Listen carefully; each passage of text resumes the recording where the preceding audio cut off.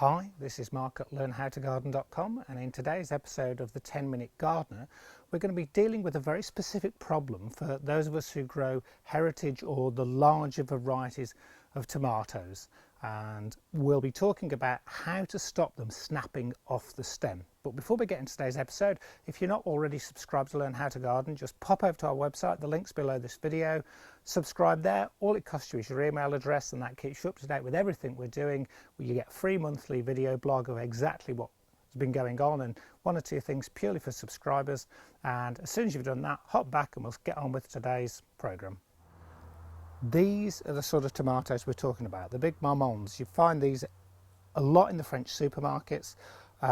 Some people think they've got better taste. I really like them in salads. I do think they have quite a distinct taste.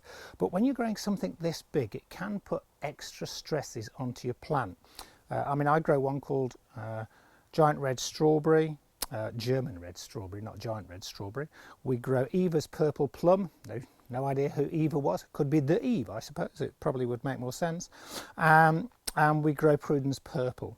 And the problem with one this size, you can imagine some of these can weigh up to sort of half a kilo.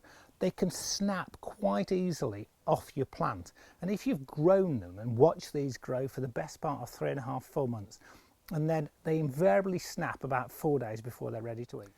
So what we're going to be talking about today, and if we can zoom in onto my fingers, are these little plastic things here. This is called a truss support. Now, I don't suppose you ever thought we'd be talking about truss supports in a gardening program. Certainly not when we're not double digging, but this is a truss support. It's a tiny piece of plastic.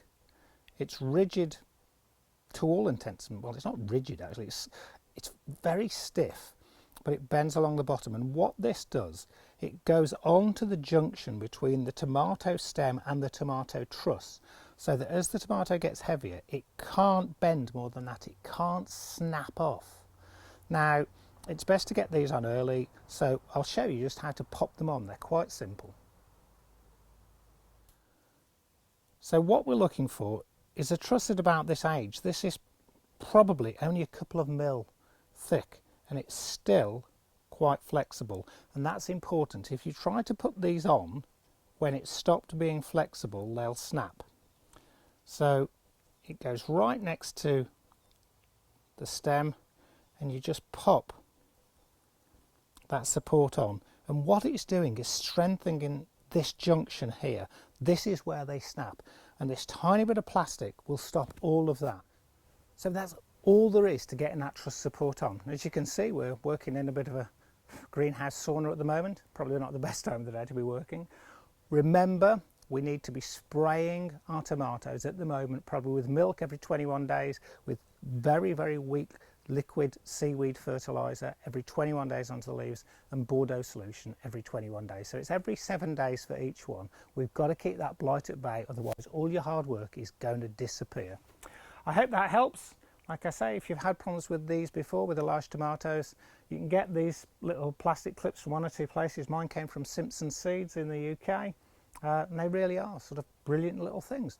I hope that's helped. I hope you've enjoyed this very quick video blog, and until next time, that's Mark from learnhowtogarden.com saying thanks a lot for watching, and I hope you enjoyed.